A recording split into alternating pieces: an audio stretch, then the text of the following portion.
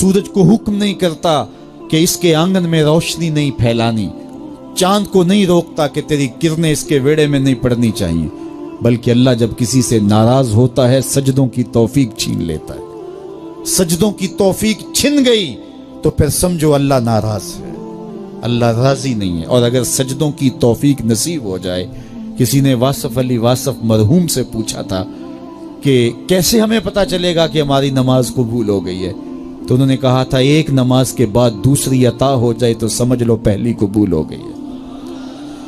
तो नमाजों का नसीब होना ये अल्लाह की रिजा और अल्लाह की खुशनुदी की दलील है, और सजदों की तौफीक का छिन जाना ये अल्लाह की नाराजगी की दलील है।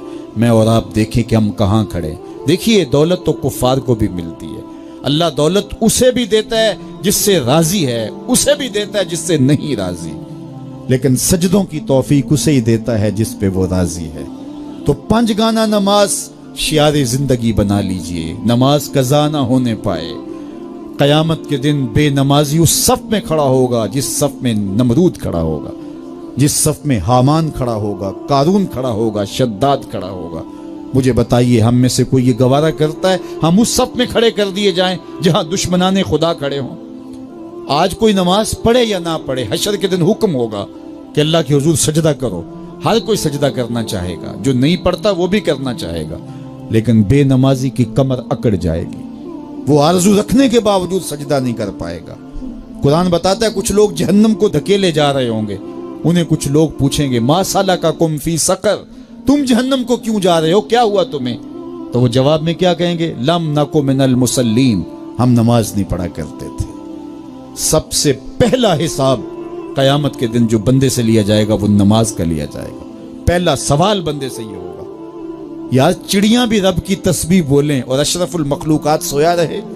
जब सुबह का वक्त होता है हशरातुल अर्ज़ भी बिलों से निकल के रब की तकदीस के तराने पड़ रहे होते हैं। दरख्तों की शाखों पे चिड़ियां परिंदे वो भी अल्लाह की तकदीस के तराने पड़ रहे होते हैं। हशरातुल अर्ज़ भी उसकी तकदीस के गीत गा रहे होते हैं, और अशरफुल मखलूकात खराटे ले रहा हो, इससे बड़ी बदनसीबी क्या हो सकती है। आइए पंज गाना नमाज शियारे जिंदगी बना ले। इस मजलिस में अगर कोई बेनमाजी है तो आज अज़्म मुसम्मम करके यहाँ से लौटे कि आज के बाद नमाज नहीं छोड़ूंगा।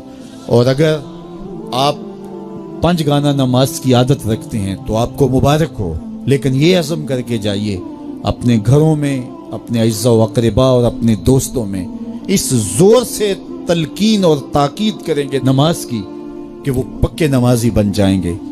बंदा बंदगी से सजता है, जिंदगी आमद बराए बंदगी, जिंदगी बे बंदगी शर्मिंदगी। अगर जिंदगी में बंदगी नहीं तो जिंदगी के पल्ले है क्या? उलमा ने लिखा है कि ये सारे दरख्त हालते क़याम में हैं, चौपाई हालते रकू में हैं, मेंढक तशहुद में हैं, और हशरातुल अर्ज़ सजदे में हैं, और इंसान अशरफुल मखलूकात है। इसकी इबादत में दरख्तों का क़याम भी रखा गया, और रुकू भी रखे गए, और सजदे भी रखे गए, और कादे भी रखे गए, इसलिए ताकि इसकी इबादत तमाम मखलूकात की इबादत की जामे बन जाए। लेकिन ये इसके बावजूद अल्लाह के हुजूर सजदा रेज होना पसंद न करे तो बताइए कैसे रहमतें इसके ऊपर उतरेंगी। खुश नसीब तो वो हैं जो पंज गाना नमाज अदा करने के बाद तहज्जुद भी कज़ा नहीं होने देते, सजदों से अल्लाह के हुजूर हाजिरी पेश करते हैं। सबसे ज्यादा बंदा अल्लाह के उस वक्त करीब होता है जब सजदे में सर रखा हुआ होता है। इंसान के अशरफ आज़ा उसके सर में है, बोलने की कुव्वत जुबान सर में, देखने की कुव्वत आंखें सर में, सूंघने की कुव्वत नाक सर में, चखने की कुव्वत जुबान सर में, सुनने की कुव्वत कान सर में, सोचने की कुव्वत दिमाग सर में, और सर मालिक के दर पे। नाक भी रगड़ रहा है, पेशानी भी रगड़ रहा है, और जुबान से क्या कह रहा है, सुबहान रब्बियल आला, मालिक मुझसे नीचे कोई नहीं, तेरे से बाला कोई नहीं। इंसान को बंदगी का ज़ौक़ जब नसीब हो जाता है, जब उसके हुजूर बंदा झुकने लग जाता है, तो फिर वो किसी के आगे नहीं झुकता। वो एक सजदा जिसे तू गरां समझता है, 1000 सजदे से आदमी को देता है नजात। हज़रत मुआविया रज़ी अल्लाह ताला अन्हु की मरवियात से है कि کہ اللہ تعالیٰ جل شانہ جس کی بہتری کا ارادہ کرتا ہے اس کو دین میں سمجھ عطا کر دیتا ہے، اس کو دین میں فقاہت نصیب کر دیتا ہے۔ دولت کا کثرت سے مل جانا یا نہ ملنا یہ کوئی بات نہیں ہے۔ دولت اللہ انہیں بھی دیتا ہے جن پہ راضی ہوتا ہے، اور انہیں بھی دیتا ہے جن پہ ناراض ہوتا ہے۔ قارون کو دولت دی، فرعون کو دولت دی، بادشاہت بھی دی، حامان ہے، شداد ہے، شدید ہے، کتنے کتنے دولت مند اور تخت و تاج کے مالک گزرے، اللہ ان پہ راضی نہیں تھا، لیکن ان کو بھی دولت دی جن پہ راضی تھا۔ حضرت عثمان غنی کو دولت عطا کی، حضرت عبد الرحمن ابن عوف رضی اللہ تعالیٰ عنہ کو صحابہ میں سب سے زیادہ دولت مند حضرت عبد الرحمن ابن عوف تھے، ان کو بھی دولت عطا کی، اور بھی لوگوں کو، حضرت سلیمان کو پیغمبری بھی دی، دولت بھی دی، بادشاہت بھی دی۔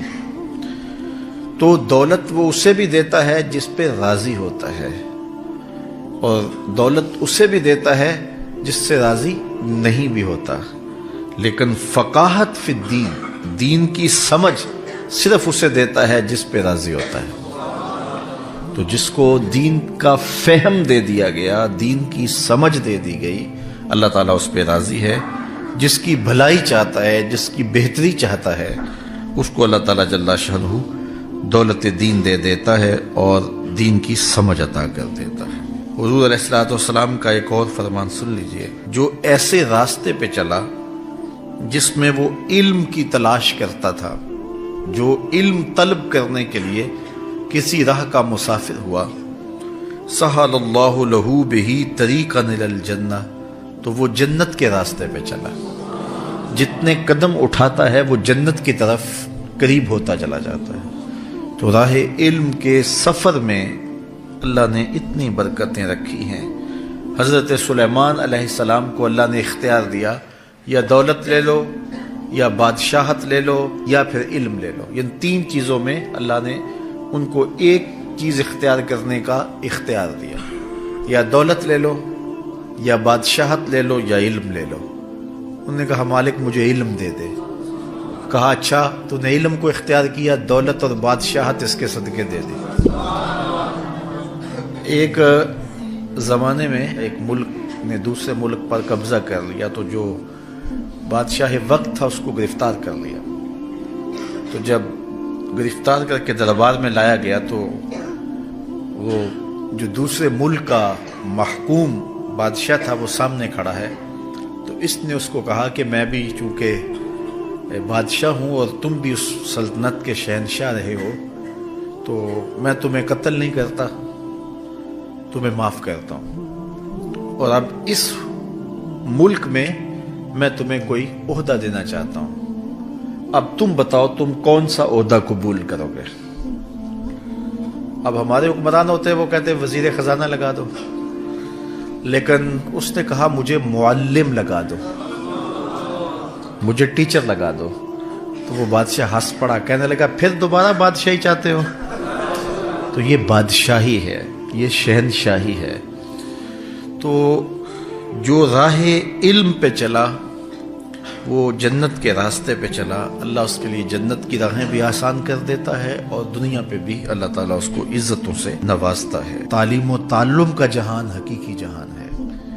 تو باقاعدہ 8 سال کا کورس کرے یہ تو ہر شخص کے لیے ممکن نہیں ہے، لیکن سب کے اوپر لازم ہے کہ وہ ضروریات دین سیکھے، ان میں نماز، روزہ، حج، زکوٰۃ، اگر کاروبار کرتا ہے تو کاروبار کے مسائل، اسی طرح جو ہے وہ کفر، اسلام، بنیادی عقائد، یہ وہ چیزیں ہیں جو ہر ایک شخص کے اوپر جو ہے وہ سیکھنی واجب ہیں اور ضروری ہیں۔ تو ان کو سیکھنے کے لیے علمی حلقوں میں جانا، بیٹھنا، علماء کی صحبت میں بیٹھنا، یہ اپنے اوپر لازم کر لیں۔